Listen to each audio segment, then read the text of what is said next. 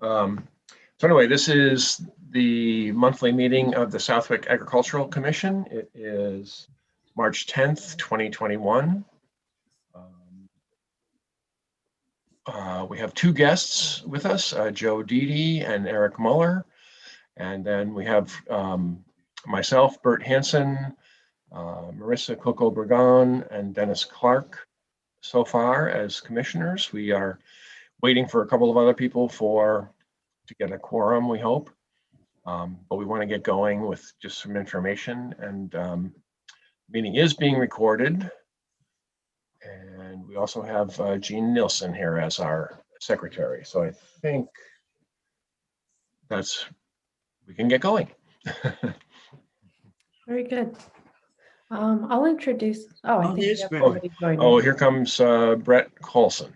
Yep, we'll let him in. Okay.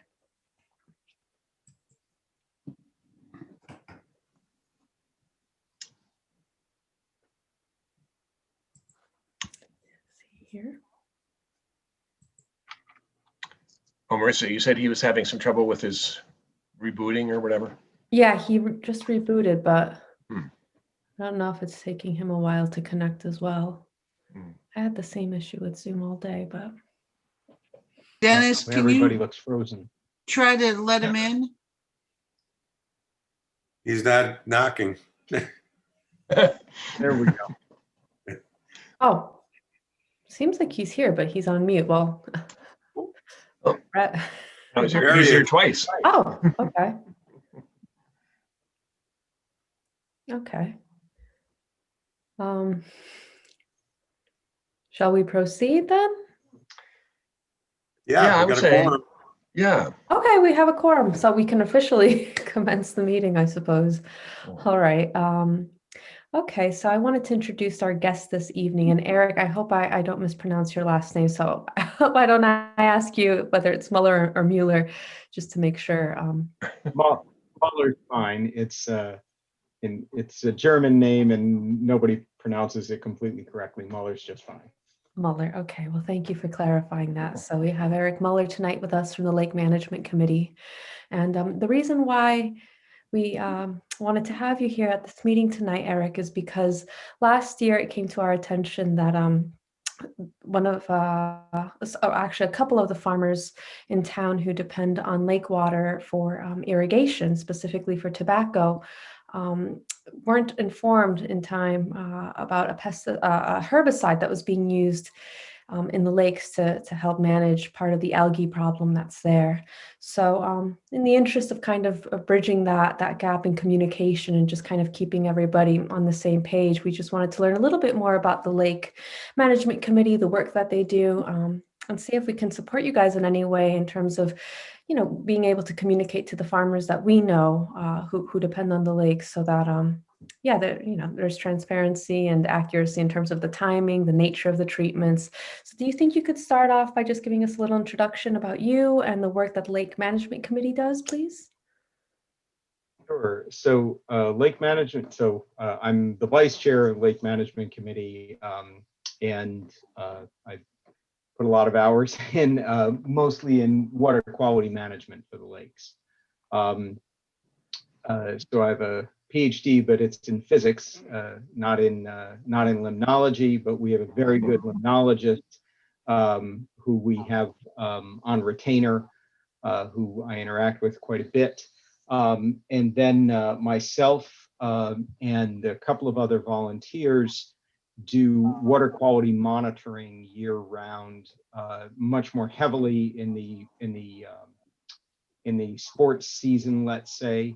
So we'll start our monitoring program usually in the beginning of April, end of March, beginning of April, after ice out.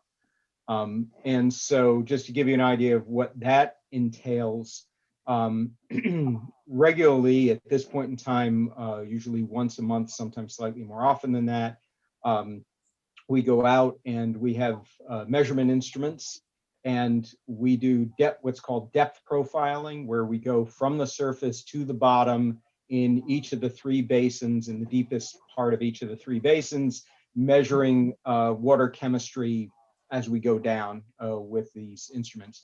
Also, we sample water from the bottom and water from the top, which we send to a laboratory for a set of measurements that you can't do with an electronic instrument. It has to be done in a lab. And that's part of how we have a picture of what's going on. In addition to that, there are actually some daily measurements that are made by a volunteer at the end of his dock in South Pond. That's measuring turbidity and what's called chlorophyll A. These are constituents well, the turbidity is a property of the water, and the chlorophyll A is something that algae and things release.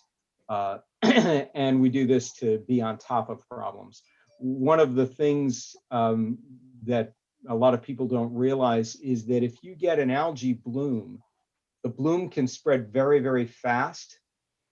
And if it spreads fast and you don't respond fast, and the counts, the cell counts go over 72,000, you're not allowed to treat in the state of Massachusetts. If that happened, the lake is unusable for the rest of the year. So it's a really big deal that you have to be on top of it. And so that's been something we've done for a long time. Now, when I got into this, I did a whole bunch of studies where not only did we do all this measurements, we also hired somebody and we did corings. I did what's called oxygen demand measurements, where we measured we measured not only core sampling, but we also measured stormwater. And that is a series of measurements that we did at 12 locations around the lake, measuring inflow of water just prior to a storm, during the middle of a storm, and just at the end of a storm. Anyway, we were able to piece all this information together with our limnologist and make a story for what was going on. And what's going on is not a big surprise. It's what's called phosphorus loading. And the thing to understand about Congamon is most lakes in New England that you interact with that are used for water sports and recreation, things like that, most of them are not very old. They're 100, 150 years old. Basically, somebody built a dam to drive a mill wheel. That's where almost all of them come from. Not true for Congamon. Congamon is 14,000 years old. Basically, the Connecticut River used to run right through here, and 14,000 years ago, it decided to head east. Okay, and this was all part of a breakup from the glaciers and what have you. And so what we've got in our lakes is a huge amount of internal loading. It's basically 14,000 years of oak leaves, for lack of a better way of thinking about it, that have decayed. And when they decay, they release phosphorus and nitrogen.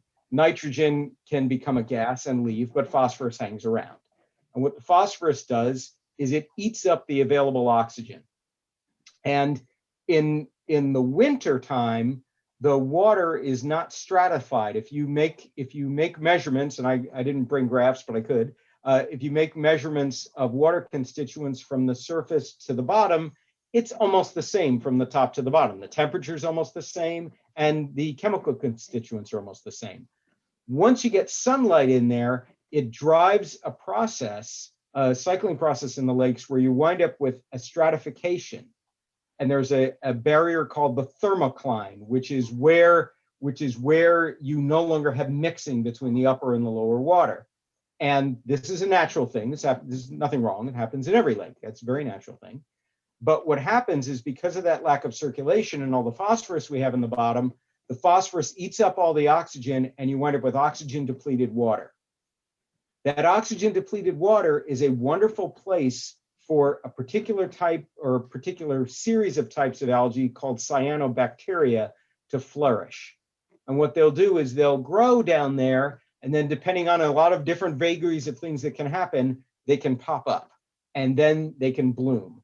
And the speed at which they can bloom is breathtaking. I mean, you can go from your first sighting to it's covered the lake in 22 hours. It's unbelievable how fast that can happen. And a lot of those cyanobacteria actually are types of cyanobacteria that produce toxins. So it's it's a big issue. You don't want your dog drinking it. You don't want to swim in it. There's all kinds of issues with it. And you might even be concerned about what you did with it for crops, okay? Because that stuff can be toxic. So, okay, what do you do if you say, well, why is this? Well, this is because we got a 14,000-year-old lake system and it's got all this phosphorus in it. What are you going to do about it? There's three options for what you can do about it. The very best option you can never afford, which is basically scoop all the muck out of the lake. Okay? You can do that. It's called hydrosuction. If you do it, it's like turning the clock back 14,000 years. It's a wonderful thing to do. On our lake, it will cost about $26 million to do it. The conclusion was, we're not going to get the funding for that. So that's not going to happen. You can't just put that in your budget next year? Yeah, we can ask. I don't think that's happening. The other two options, one is direct oxygenation. And that's a process that has not been widely available until the last 7 or 8 years, maybe as much as 10 years. Started down in the Tennessee Valley Water Authority. That's a process that is used more commonly in lakes that are specifically for drinking water, where they're reservoirs and may also be used for other things. And what you do is you basically put at the bottom of the lake a glorified soaker hose, and you pump oxygen down in there, and you overcome the phosphorus's ability to suck up the oxygen out of your water by pumping more oxygen into your water. And it's a viable approach. The reason why we decided not to take that approach is, aside from initial cost, there's an annual running cost. So the initial cost was going to be pretty similar to the cost of what we did do, that I'll talk about in a minute. And there's an annual running cost. And if you don't come up with the money that year and you don't do the running cost, your problems just come right back. So it was like, you know, in the real world where budgets go up and down and the economy's strong and the economy's weak, that didn't look like a good approach, because we were going, you know, there's just going to be years when we can't come up with the money. So we opted for the third approach, which is now being used fairly commonly, and it's called an alum treatment. And basically, you inactivate the phosphorus, you bind it up, and this only works in the deeper areas, the littoral areas, the shallow areas near shore. You can't do it there. You have to be doing it in the deeper areas. So we went out and got funding, over $800,000, to do this, and we did this treatment last year. And it appears to have worked very well. I will say the second year is what really tells whether you got the job done or not. So the first year looks good, but the first year always looks good. So this year is the year that's really going to tell us. So on the very positive side, last year was the first year in well more than a decade that we had no algae blooms. So we did no treatments for algae because we had no algae blooms. So with regard to algae control, that's basically what we've done. We've done a phosphorus inactivation, and the idea is that should prevent the conditions that cause the blooms to be possible. So that's one set of things that's going on. The other set of things that's going on has to do with controlling invasive weeds. Now, there are weeds that are not invasive. They are naturally occurring weeds. We don't treat for those. You're not allowed to. If it's a weed that's supposed to be here, you may not like it, but it's allowed to live here. You're allowed to mechanically remove weeds, but you're not allowed to chemically go after weeds. Invasive weeds are a different story. So many years ago, Congamon lakes were choked off. Before I was ever part of Congamon lakes at all, Congamon lakes were completely choked off by Eurasian milfoil. And I mean, you know, you can talk to people who were there. I mean, like you couldn't do anything. The lakes were completely choked by it. And so they got funding to wipe out the milfoil. That was almost $1 million treatment. Now we do that every year, but the treatment now is about $20,000 because what we have is little spots that it occurs in. So in normal years, what happens is in May, we bring in an outside firm. they go all around the lakes and they find these little areas where Eurasian milfoil is starting to get a hold again, and then we'll treat in those very limited areas. So if the lakes are about 465 acres, what we're treating is something like 20 acres. Okay, and what we treat is just the areas where the stuff's getting hold. And by doing that, we've been able, by two things. By doing that, that's the biggest thing. We've been able to keep the Eurasian milfoil from coming back. And there's a couple of other species that come up that are an issue. And by educating boaters to basically not bring the stuff in. So teaching people to do things like when you pull your boat out of the water and there's weeds on your trailer, take the weeds off and dump them right on the ramp. Don't drive home and clean it up, because when you do that, as you're driving, you're spreading the weed seeds as you go. So, take the weeds off your boat and just dump it right on the ramp. That's fine. Just don't drive home with it. And don't bring in a boat that's got weeds on it. So, that's part of what we do. Some lakes go to real extremes to prevent this. Lake George, for example, if you want to launch a boat on Lake George, you either have to bring it to one of their approved cleaning places to have it cleaned, or if it was in Lake George and you took it out, when you pull it out, they put this metal band attaching it to your trailer. And if that band is still there, you can launch that boat back into Lake George. If it's not, you can't. You're going to have to go get it cleaned by one of their approved cleaning places.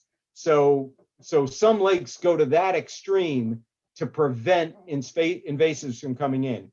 We haven't needed to do that. Our periodic treatment has been adequate to prevent us from having to do something that extreme. And if you think about all the fishing tournaments, all the people who come in, if we started to need to do something like that, it would have a real huge impact on people and a negative impact on the economy, because those people bring a lot of business into the area. So that's just sort of at a very quick level, that's what it's about. So questions, please. Well, firstly, thank you for that historical and scientific overview, because you covered a lot of information that I had heard in bits and pieces, but I never really quite understood the bigger picture. So it's really helpful to have that holistic view and kind of know why cyanobacteria is a relevant word when it comes to talking about the lakes, and kind of understanding the difference between the invasive plants and then the algae issue that you described as well. So it sounds like there are then two issues then that are kind of the focus of management, really, then, if I understood correctly, two main issues at least. Yeah. We also lake level is another thing, but you're right. The two main issues around water quality for us are algae and invasives. And we're hoping, one other thing I should have said, the phosphorus inactivation, the way it was done, it should last for about 20 years. Okay. And then we'll have to do it again, but it should last for about 20 years. About 20 years. Okay. All right. I had a question, Dennis Clark, I had a question for Eric. I know it's best to treat early in the season. It seems like we're always getting towards later on. It would be best for the farmers too if we could treat early, because they don't usually need the water if their crops aren't growing. Is there any way we can get higher on the list to expedite, to get them to nip it in the bud, so to speak, on this, especially the curly leaf pondweed that you really have to get early? The issue is you have to wait. We can't see the stuff until the stuff starts to grow. So if they went out in April, they wouldn't see it. And we don't want to just treat because we think it might be somewhere. Because we're trying to minimize the amount of chemicals that go into the lake, we only treat where, yes, we definitely see it. And unfortunately, you have to wait until May in order for it to develop. We do have maps that have, historical areas that it keeps coming back on. Is there a certain water temperature that it has to be before they do the treatment? Is that why it's? It's just growing cycle. You guys grow stuff, things are seasonal. What they told me, if you can see it coming out of the water, it's almost too late, because you have to treat it before it comes out, because you have to nip it in the bud, because if it already buds, it's too late. That's going to come back next year. Right. Yeah, but I mean, yes. So there's a window. Now, last year we treated later because we were doing the alum treatment. Oh, And yeah, right, right. we couldn't collide those two. But beginning of May, we've been doing it beginning of May for a very long time. That seems to be kind of the right balance where the stuff has developed enough that we're pretty sure we know where it all is. And there have been years where it's popped up someplace else later. Where it's like, hey, we thought we got it all, and then oh no, there's this other little area that's popped up. So But- do you think this year we're going to be able to get a bigger, more of a time, no sooner than later, so we can notify the farmers and? Oh yeah, um, and I mean, there's a standard notification process. So I guess part of the thing here is to make sure that as part of that notification process, that this group is part of who is notified, because there's a standard process. There's posters, standard posters. In fact, the place that does the treating gives them to us, and then we have to post it, and there's regulations for how we post it and all of the above.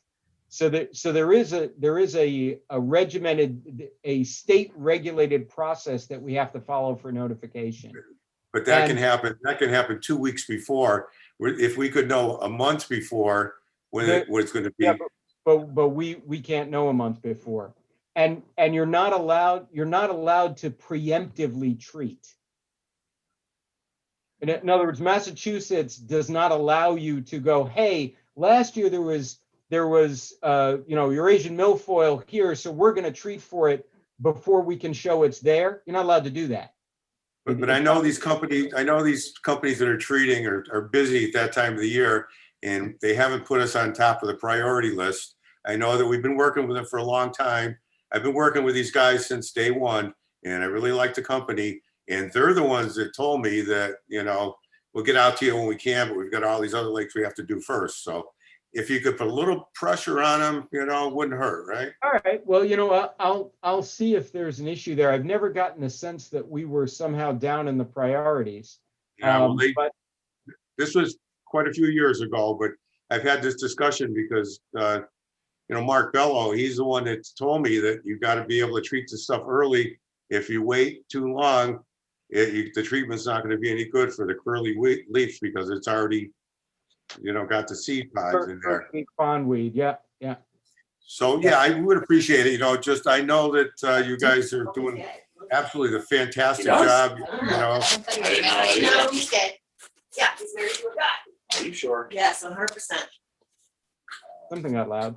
Yeah. So yeah, So I'm not No, really you guys are doing a great job. Oh, thank Was you. that John Wally? What's he doing on here? Jesus, John. Eric, in the interest of also getting a little bit of information to the farmers, you gave us some good background that we can then kind of convey to the farmers as to why these treatments have to happen. Because that's a big question as well. Like, why is this happening? Why is it an annual thing? So you gave us the context on that. But another question that we get as well, apart from, can anything be done about the timing? And you kind of just explained to Dennis that there isn't much flexibility in that respect, which I get it. Maybe we can work on that a bit. But in terms of the actual chemicals themselves that are being used, the treatments themselves, is that something that we can get as soon as we get notification that there is a treatment and dates in line? Because some of these farmers, they're interested in what exactly is in the water, whether it's been approved for usage in agriculture for consumable. Certainly we can tell you exactly what it is that's being used each time. In the case now, I'm hoping we won't be doing algae treatments. When we do algae treatments at this point, we're using copper sulfate, which is used in potable drinking water systems. One of the herbicides that's used is called Reward, and I don't know. I think it's a proprietary chemical, but yeah, certainly we will have no problem telling you what is it that they're using. And then the restrictions that come with that kind of give you a sense for what there is in the issue. But the poster that gets put up stipulates everything, including the agricultural use. All of that is completely stipulated in the poster. In other words, on this day you can do this with the water. the next day you can do this, the day after that you can do that, and that's all laid out, and we don't make it up. That's Right, state and federal regulation. right, right. That would be great if we could get the poster as well, because then what we can do as a commission, we can liaise with the farmers and distribute Sure. the posters to them. And, and that way we can help both the farmers and help you guys kind of be that bridge. Sure. And, obviously just disseminating that information is important for everybody in town. But yeah. One of the things I didn't get this, haven't gotten the sense, I got the sense that years ago, there used to be very large amounts of water taken out of the lakes, mostly more for nurseries, but I didn't get the sense that there's a huge amount being taken out now. Am I mistaken? Well, just based off of the farmers that I spoke with over the last year, and I've only been on the commission for about, this is going to be my second year. So last year was kind of my first time going through this process, but the sense that I got is that it's become something that they're more dependent on just because we've had 2 dry years so far. So in light of, climate changes and whatnot, we just wanted to make sure that there was a system in place to properly communicate, because that might be something that we contend with more in the future, and more farms in town may become dependent on lake water for irrigation. The other thing that we need to understand is that there are also regulations on how much water can be taken out.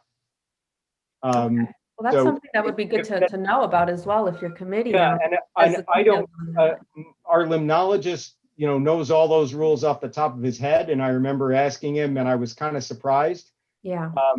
So it's, it's not just like, oh yeah, you can drop a hose in and take as much out as you Sure. want. That's not the case at all. There are very strict regulations on exactly how much you can take out per day and who has the right to do that. Right. And what permits are required depending on how much water. So I think it hasn't been much of an issue because there hasn't been a huge draw. Right. If It's that only been draw is gonna go supplemental as up- far as I understand at this point. Pardon It's not the primary draw at all, but it's supplemental to So these routes. I'm just bringing it up that if that draw is likely to start to go up, then probably we're going to need to look at it. And Sure. and at some point, at some point we'll have to bring in the appropriate agencies and make sure that we're adhering to the, to the requirements. I think in the past it hasn't been watched all that closely because the demand hasn't been that high. So Right. it hasn't, it's like, okay, why. Right. Why ask somebody to generate a permit? It's not really making a big effect. But if that's going to start going up, then that might generate that at some point. Well, that's something I'll certainly mention to them as well. Like I said, at this point, it's supplemental. So, Yeah. it's just to kind of have the information as to when, if they do happen to need the water for that particular period of time of treatment, that they have all that data available to them. If the alum has played out the way we think it has, then the only treatment we're going to have is going to be that spring treatment for the invasives. Okay. If Right. it plays out the way we hope and the way we think, we won't be doing algae treatments because we won't need them. Ideally, yeah, the fingers crossed, That's, right. that's, we believe that's going to be the case. And we'll see. One of the things we learned through this treatment is that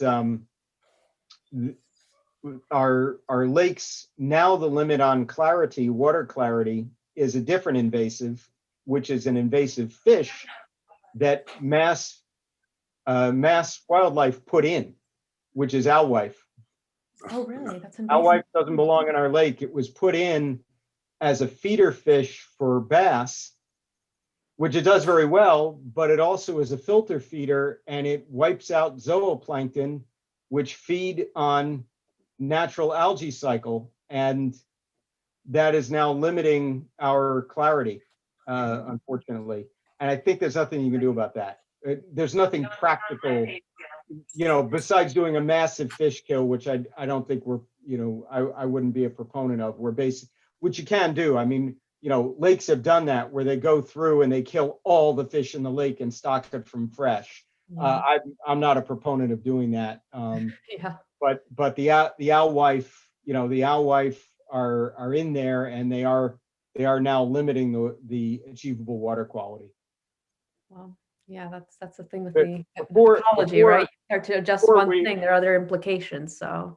Yeah, right? These are living systems, right? Exactly, yeah, they're biological systems, Right, so. you yeah, can't that's- just poke on one thing. Exactly, exactly. It has implications for all the rest in that chain, Yep. so, right. Yep. So going forward, is this information that you can convey back to LMC to kind of, Sure. let them know what we discussed tonight and why we wanted to have this conversation and, Yeah, I think there's no issue. So we've got a Great. meeting tomorrow. And I'll bring it up at our meeting tomorrow. I think, Yeah. one of the things we need to do clearly is, put you guys specifically on the notification list, not just, hey, there's posters going out. We posted on the website. You can look it up. Yeah. Well, why don't we just tell you directly? Okay. So, that would be great. and Yeah, Dennis, and if you can send us the Dennis, posters as well at that point, well, the and we also posters as have well, that would be electronically. fantastic. We have them electronically too. And Perfect. Dennis, I appreciate your point. I will circle back to see, is there a way we can pull that date in a little earlier? We'll That'd see be if we great. can. Commission would appreciate that, I'm sure. If we can pull it in a little Anyone earlier. else have any other questions? I'm sorry. Yeah, I did. Eric, did you guys ever investigate alternative solutions other than copper sulfate, like sonic algal bloom control units? Yeah, so you're talking about for algae treatments. And Yeah, again, I know you. Hopefully we won't be doing algae treatments in the future. Right. Yeah. So yes, there are other alternatives. Copper sulfate is probably the least toxic and the best understood chemical available. When Well, you start- Sonic is a non-chemical. I mean, it runs off of electric power. yeah, but we've got a 3 billion gallon lake. I mean, they You know, make big units. Yeah. So look, we have a limnologist on retainer. This is all he does for a living. Gotcha. And there's all kinds of things people brought up, but most of them he goes, yeah, that's cute. It works Mhm. in a pond in a golf course, Right on. I hear you. where the pond's got 4,000 gallons. We have 3 billion gallons of water. Quite So right. all kinds of things that people look up that look kind of interesting, yeah, they work fine on a teeny scale. But once you start to talk about a lake this size, somebody brought up there's an interesting bacteria that's been developed for going after some of this stuff specifically, and it's been used very successfully in golf courses. And it's like, wow, that's really interesting. So I looked into it, and it's like, oh yeah, so to do our lakes, you need something like 8,000 truckloads. Oh, okay. Fine for your little pond in the golf course. Not so fine for a 3 billion gallon lake. True. Yeah, it's the scale makes a huge difference. Thank you. Yep. Just one quick sort of detail question, Eric. You were talking about the alum treatment, and you can do it in deeper portions of the lake, but not shallower. So what's what do you mean by deep, and what is shallow? So basically, it's a gray line, but when you get to about 7 or 8 feet and more shallow than that, you really can't do it. Even 10 feet might be on the edge. You can do it, but it just isn't going to be effective. Mhm. What we would like to do, and what we've been trying to do, is there's a couple different mechanisms for this, but I'll just do the simple one. Trying to get funding to get the state to purchase a suction dredge. And what we're proposing is, look, there's a lot of lakes in Western Mass, in Eastern Mass too, but we're in Western Mass. Okay. There's a lot of lakes in Western Mass where they have issues with phosphorus, and some of them are pretty shallow everywhere. And there's lakes like ours where we can inactivate the deep areas, but we've got shallow areas where there's a lot of muck. And there, the scale now is not the scale of clear the whole lake anymore. And it actually becomes practical to go after it with what's called a cutter suction dredge. And if we could get them to do that, then basically each year we could kind of suction out 2 coves. the material that comes out turns out to be stuff that farmers want. It's really good, really good for soil reclamation because it's just Yeah. decaying leaves. And in some lakes, the stuff's got heavy metals in it or things. But we did corings. Our stuff is perfectly good. You can use it as it comes out. So we would like to see if we could get funding for that, and then we could go after the shallow areas. So we would take the phosphorus out, which is good no matter what. We would be producing stuff that the farmers can use for soil reclamation, which is also good. And basically, it's like turning the clock back in those areas. So, and the other benefit is it actually it improves property values at the same time, because those areas, there's lots of people who are kind of like right out in front of their place. It's like, yeah, it's nothing but muck. And when you go, we've done the corings. When you go down below the muck, you got sand. If you go back a long time, this was the bottom of a lake, called Lake Hitchcock by the geologists. This whole area was the bottom of a lake, and it's all sand down there. If you suction that out, in the deep areas of the lake, the muck's 9 feet thick. In the shallower areas, it's 3 feet to 4 feet thick. You take all that stuff out, and you've improved water quality and improved property values at the same time. So it's great. And again, cost-wise, it's prohibitive to do the whole lake, especially because of the deep stuff that's 9 feet thick. But in coves, it's actually practical. So we've been trying to get funding for this. The state legislators sound like they're interested. You can't tell. We haven't been successful yet. It seems like it could be a money-making proposition. Yeah, and unfortunately, it costs a lot more to get the stuff out than it's worth it. I think the story is give it to the farmers, let them have it. It gets it out of the way. They can use it. That's great. We just want to get it out of the lake. If there's any way that our commission can help in the future with that and facilitating that, do let us know, because that would be interesting. Kind of the circularity of that, I think, is really, interesting for our farmers as well in town. So I appreciate that. So Dick Ronellis has been pushing this rope for a long time. Mm-hmm. So if you guys are able to engage and help get more weight behind it, that would be terrific. So you may or may not know, but a number of years ago, we went for and won a $2 million bid in the environmental bond bill. And part of that was buying a cutter suction dredge. And that was for restoring Canal Brook. But part of the story was once we restored Canal Brook, we were going to own the dredge. Okay. Which meant we could now go and do this. Just, permit, there's a permitting process, but, permit 2 coves a year and go after 2 coves a year and just peck away at it. And we won it, but that was when the governorship was changing over and the new governor came in and there was a huge budget shortfall, So this is still a thing we won, but it's currently an empty bag. Yeah. So if we could get it funded, we've done everything. They have all the paperwork. They've approved it. It's been reviewed by everybody. It's good to go. We just need the money. Right.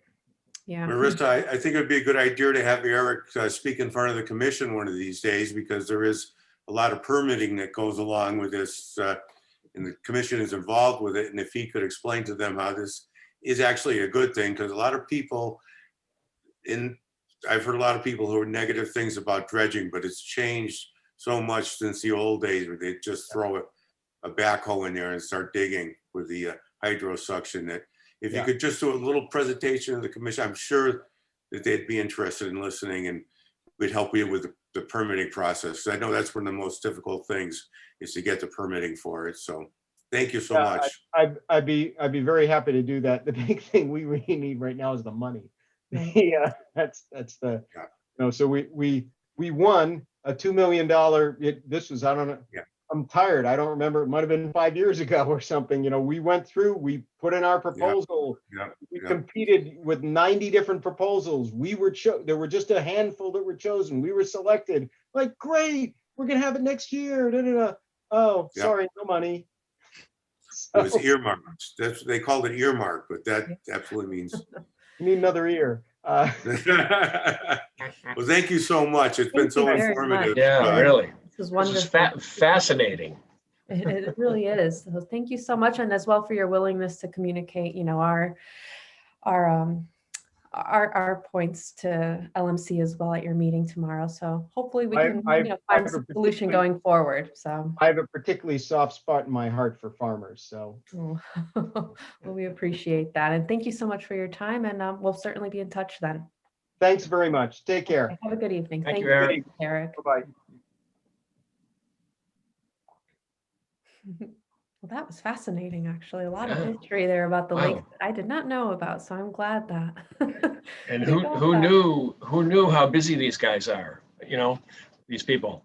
I didn't. So much to it. I didn't realize. Of course, that's Yeah. I guess. And they're all volunteers. Yeah. Every one of them is a volunteer. Yeah, well, that's great. Well, I'm glad that we had him on. That's Yeah. good. And thanks, Marissa, for setting that up. And Oh, sure. Thanks for that as well, guys. Okay. good. Okay, so on with the regular agenda. Gene, any communications? Anything we need to know?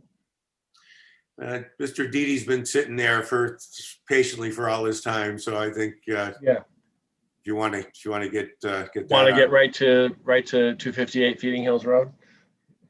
if you wouldn't mind. Yeah. So, yeah, I saw there are some emails about some tree cutting that you're doing or that you want to do, and just, it seems fine to me, but maybe just talk a little bit about what you're doing over there, Joe. Sure. Luckily, years ago, when the town really didn't want us to build what we built, they made me go get a federal farm plan, which now, thank God I did. It makes my life a lot easier, according to Dennis Clark. This is probably one of the smartest things I've done in my life, he says. So we have some pines across close to the compressor gas station, or the compressor station there for the gas company. There's probably a solid 20 or 25 over there. The electric company came through and cut the ones by the road. And of course, the rest of them they're past their life, as they say.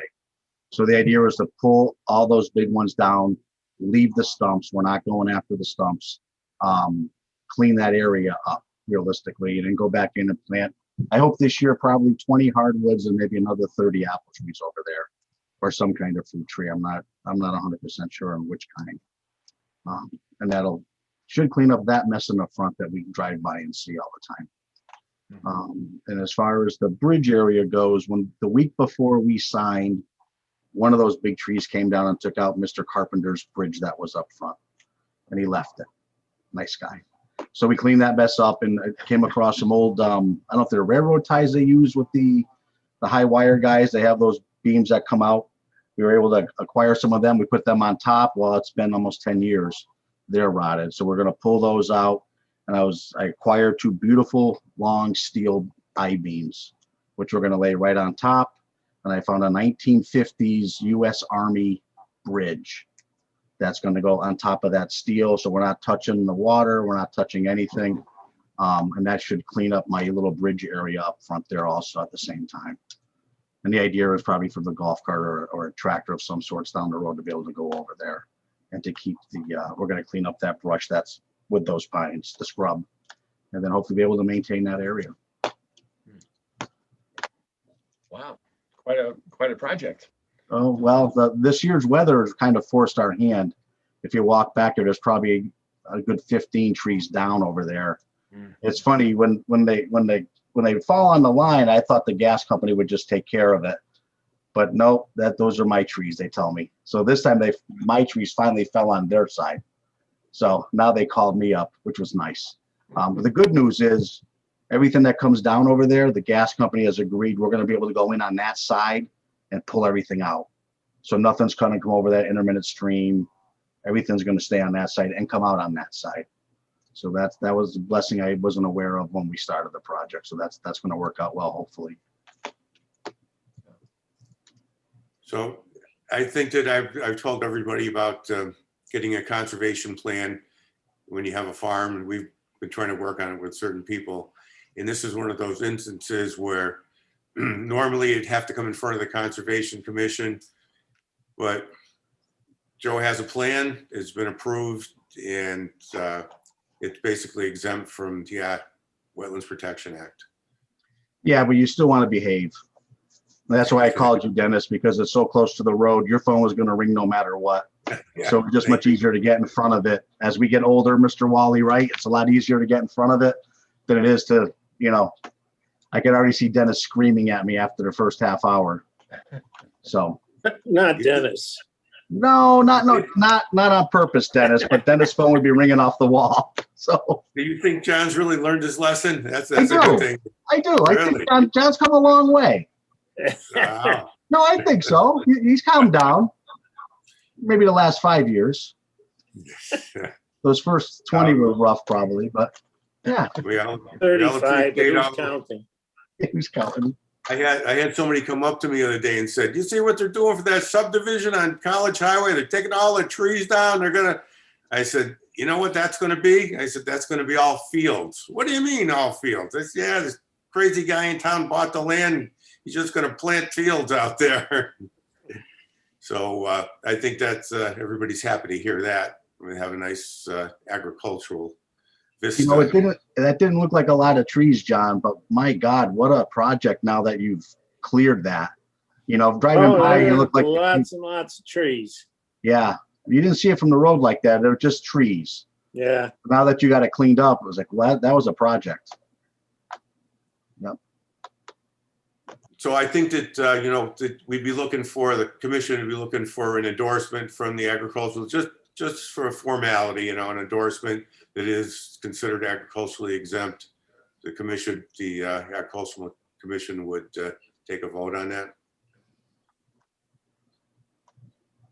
We make a motion for that? Yeah.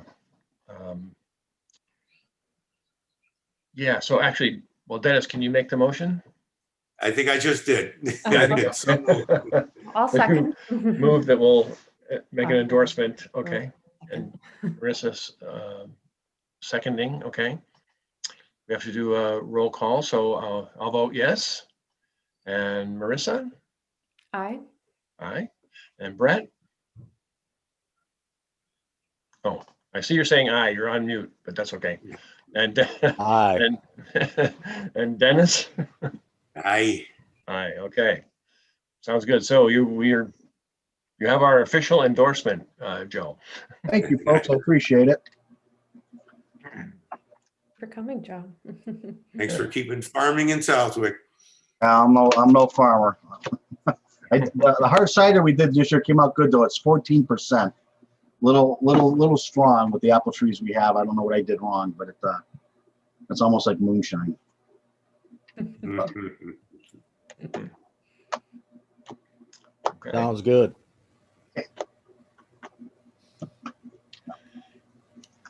Now, okay, so we're all set with that. Now, Mr. Wally, do you have anything for us in particular? No, I'm just snooping. Okay.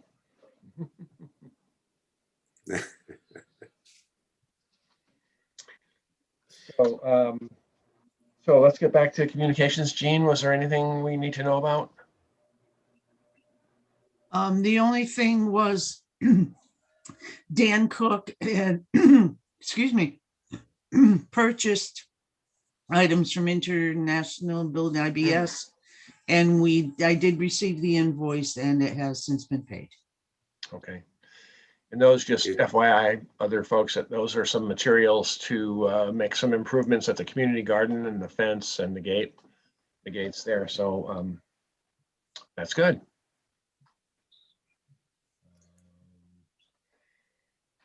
Okay, so we have our minutes from February 10th. I just sent those around this morning, unfortunately a little bit late, but a little close timing.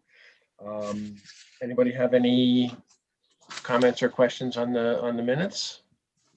Yeah, I have a few. So in attendance, I know Brett was actually at the last meeting, so he's listed as absent.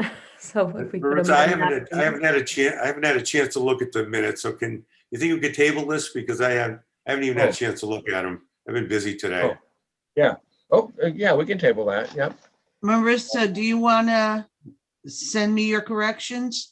Sure, that's fine. And while we're on the topic of minutes, I know that last time we had edited our minutes from our January meeting, but I didn't see the finalized version. Are those something that will be done soon, or can we present those at the next meeting so we can approve those minutes? Because I think we had significant edits. From Or the redact- January?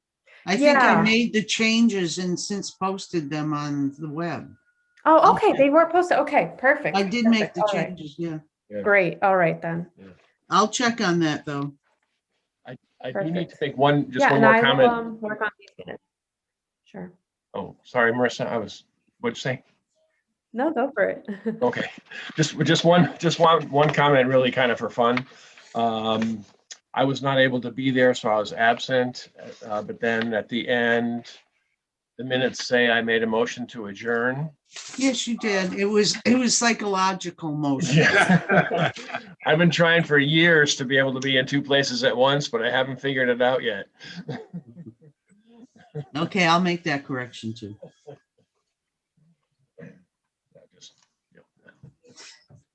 Okay. Let's see. Okay, we talked about malicious, the AdCom annual report. That was just FYI. We did submit that. Jane and I worked on that together. We did submit it. So you had that in an email from me on March 4th. If you haven't looked at it, you want to go back and take a peek, that'd be good. Let's see. So for our projects underway, the farm brochure, Marissa and I have been talking a little bit about the photos. Sorry, Marissa, I haven't followed up with additional suggestions for which photos to use, but Yeah, I'm afraid that for the photos that were on the slideshow, most of them are not high resolution. I picked out the few that were, but the few that were happened to feature a lot of tobacco farms. So not exactly something that visitors to Southwick will be able to go and visit and you know buy goods from necessarily directly, at least. So I think what it's going to come down to is come spring season, with a few of the farms opening up in town, I am going to have to go with my camera and take some high res photos. And I've begun to reach out to some of the farmers about that, just asking them if they'd be okay being having their photos featured on the brochure. I know we already reached out to everybody who's going to be on the brochure, and you know, it's already a lot of people from the existing brochure that we published in 2017. And everyone has said okay so far in terms of getting their good. photos taken for their businesses or of their animals or of their vegetables or flowers. yeah. So hopefully that will coincide with money coming in to print the brochure by that point in the year. So I think Right. that should work out nicely in terms of timing. Right. Marissa, do we have an update on the right to farm signs that we got money from the CPC for? Yep. Yeah. So 2 of the 3 DOT permits were approved. So I was told initially at the beginning of this that only 2 DOT permits were required for both the southern part of 202 and the northern part of 202. But it turns out that 57, only the eastern portion requires a permit. So we're in the process of getting a permit for that. That should be done by the end of this week, actually. So yeah, I guess there was just a miscommunication about that, because initially I was told we didn't need anything for 57, but when they reviewed, the engineers at DOT Northampton reviewed it, they said, actually, we don't have jurisdiction on the western part of 57, but we do on the eastern part. So let's pull a permit for that. But because the other 2 went through just fine, should just take another 2 days or so. Sure. Do we And- think the DPW is going to install them for us? Yep, Randy Brown said that's okay, as long as we get the permits, he will install all of the signs, both on both the permitted signs and then the non-permitted signs that we have on the smaller roads. So we should be good to It'll go make, with it'll make that. Mr. Wally, it'll make Mr. Wally happy when he sees the signs up. Oh, every yeah, they're day. going up soon, Mr. Wally. So, yeah, at last. Good to hear. All right, good. Thank you. I still don't have anything to report on the census of farms. But we did submit the, excuse me, as you guys empowered me a couple meetings ago, with working with Gene, I did submit a budget. We have our finance committee hearing at 8:35 a.m. Saturday, March 20th. So if anyone wants to join in at that hour of the day. Good news is it's on Zoom. We don't have to actually go to town hall. Marissa, the Conservation Commission is even a little bit earlier, right? So. Be up bright and early that day, yep. Conservation gets 5 minutes and the AdCom gets 10 minutes. I know. I How saw awesome that, is yeah. that? What's with that? Surprising. Oh, boy. I'll see you there. Yeah. I know, yep. And that actually kind of leads to our next agenda item, the community garden. Because something we put in the budget was for some enhancements at the community garden, and particularly like improving the well. The well has run dry, excuse me, 2 out of the last 3 years.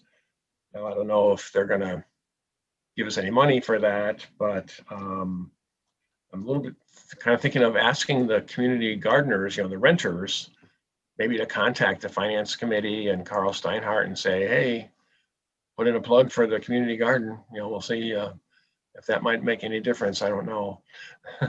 But Bert, just as an addition for that, we already got an applicant and he already paid yeah, for his plot. yeah. Nice. Last name is Walisick. I'm not sure how to say it. But they're a new person. Last year, all the plots were rented. So I don't know if we're going to have like competition if everybody comes back from last year. Bert, I talked to the well digger Okay. about because remember you said you were going to talk to him, but you didn't. Yeah. Richie said that he's going to talk to Magny, the guy Billy Magny, who dug the hole, to find out, because they might have hit ledge. That might be why you can't go any deeper. There might be ledge out there. So if you want to follow up on that, it would be great, Okay. Because I guess if you hit ledge, you can't go Yeah, through what are you it, going to right? do? Right. Yeah. Hey, I've had a couple of people ask me about the tractor rally. Is there any discussion at all about having a tractor rally this year? Is it too late? I mean, I would love to. It would be, I think, a relatively safe outdoor activity as well, right? As long as we enforce social distancing and whatnot, should be okay. But I don't know what the rules are for gatherings like that. It's kind of up to Lanita, I would think, because without her, we're not going to have a tractor rally. So if somebody talked to her, ask her, talk to Lanita, ask her if she would entertain the idea. She might be just way too busy. So. Okay, well, I can approach her. But people have been asking, and a lot of Yeah. outdoor events are opening up as we speak. So. Yeah. Because we had, of course, and this is partly for some of our guests, kind of did away with the tractor rally last year because of the virus and everything. But we started having this idea about a kind of an open farm day, which might be a little less labor intensive, not as much of a sort of community type of thing, with everybody in one place at one time. I mean by that. So I don't know. I haven't really even thought about the tractor rally, to tell you the truth. So somebody could talk to Lanita next time they see her. I haven't run into her lately, but see yeah. if there's any possibility. Probably not, but if there is, let's investigate it. Yeah. Where were we thinking for as a possible location? DPW again, or? Right now, that's the only option I know of, but I don't know, maybe Mr. Wally had some ideas. He's got lots of land all over town. That's great, yeah. Where do you want to have the tractor rally, John? Anywhere you want, Dennis. There you go. That's the spirit. No, it would be nice, and I think Okay. people are kind of clamoring to begin doing community and town stuff since the 250 stuff Oh, yeah. is postponed. There's a real thirst for it, so it would be nice to kick off the summer season with something like that. So I'll talk to Lanita this week Okay. then, because I'm always at the Great. farm. So And we've done it in the past, as you well know, usually the last weekend of April, around there somewhere. I wonder, Yeah. because that works well for the farmers. Yeah, Yeah. that's why we do it. Yeah, Yeah, exactly. I wonder if it'd be great if we could just go just a little bit later, into early May. I That's don't where know. that's where Lenita comes in, because she Right, calls the date. right. She's the farmer, and she can't afford not to, if she can afford to spare some of her time, that's the only way we're going to be able to do this. Yeah, right. Yeah. Right. Okay. If Ron and Dan were here, we would start talking about a tilling date for the community garden, back on community garden. Usually it's, not till, depends on the weather, of course, but, around the end of April, early May, maybe, but, we'll get to that. Let's see, so conservation properties. Dennis and I were emailing earlier today about the Kellogg properties, and there's a lot of balls in the air there and a lot of unknowns. But I'm wondering, I feel like there's like 3 or 4 pieces of their property that might be in various stages of being sold or being preserved, Well, possibly. we're trying to preserve the big piece up in the back. In the meantime, we're trying to get Seth some money by selling a couple of lots in the front. And Brett Mitchell is interested in buying the piece behind where he has the gravel, where he has the cement, where he makes the stuff. And if we could get him some money to hold him until we could actually come up with the grants for that habitat property in the back, that wouldn't be farming, Yeah. that'd be habitat. Whereas in the front, and I don't know what's going on with the Cicchini, next to Cicchini's. I know that they're trying to sell that, but there's a brook and wetlands that run right through the middle of it. It's really, really tough to get across there. So Yeah. Is that the same piece where there's a couple interested in building a house? Is that? yeah, but they'd have to put a bridge in. Yeah. Okay. Yeah. Yeah. I did, I know Tanya Kellogg, and after we were texting today, Dennis, I texted her to see if she had decided to accept the offer that the people made, but she hasn't yet. And she knows there's, wetlands concerns and the bridge, and Yeah, it's So going to she's- cost us a fortune, an absolute fortune to put a bridge across there. yeah, It's not a good proposition. It's a nice piece of property as far as habitat Yeah. and wildlife. But yeah. anyway, I would just table it to the next meeting. We'd try to get some more information to figure out Sure. how we can help out. Yep. Just one kind of off the top of my head comment. I think there's an offer on the table of 32.5 maybe for this, it's in several acres. And it just dawns on me, we have the new development down the hill from me, Noble Steed Crossing, and those lots are over $100,000. Yeah. So this is only 32,000 for. It costs over $100,000 probably just in permitting to put the bridge across. So that's the big difference. It's a huge difference. Yeah. Right, okay. Let's see, Dan's not here, so I don't know if we have any update on the Tannery Road properties. And then how about the Prifty properties? I think, excuse me, I got too many pieces of paper here. That's Marissa's handling Yeah. that. Yeah, last I heard from them is that they were in touch with Barbara Hobson, and they made it clear that they kind of wanted to pursue it. If they pursue it on their own. and kind of manage it themselves. So I think if we can take them off of the agenda, we've kind of done our role as an agricultural commission, rather, in terms of connecting them Okay. to the Mass Department of Agriculture and giving them APR information. So yeah, I think that would be for the best if we can. Okay. Okay. Yeah, So they're okay with that's something submitting. completed in submitting- terms of our role. So Yeah. And they're okay with submitting the application and all that sort of thing, as far as you know? yeah, Okay. yeah. If they decide to do that, they felt confident they could kind of manage on their own, and they have my contact information. So Yeah, Of if course. they need anything, they'll reach out. But I think if we could take them off, that would be good. Okay. Thank you for helping them out, Marissa. It's always nice to Yeah. have somebody. It's a complicated process, and it's nice to Yeah. have somebody work with you on it. Thank you. Oh, Yeah, for sure. yeah, My pleasure. good. Thanks, guys. Okay. Well, that's our agenda. Does anybody else have anything for the good of the order, as we say? Like these. Gee, this is kind of a long meeting for us. It's after 8 o'clock. Well, I'll make a motion to adjourn then. Productive meeting, though. Yeah, very. It was awesome having Eric here. That was really Yeah. interesting. Great, Thanks, interesting. guys. That was good. That was good. Well, So I'll Dennis second the motion, Dennis. Okay. So all in favor, I'll say, this is Bert Hanson, aye. Marissa?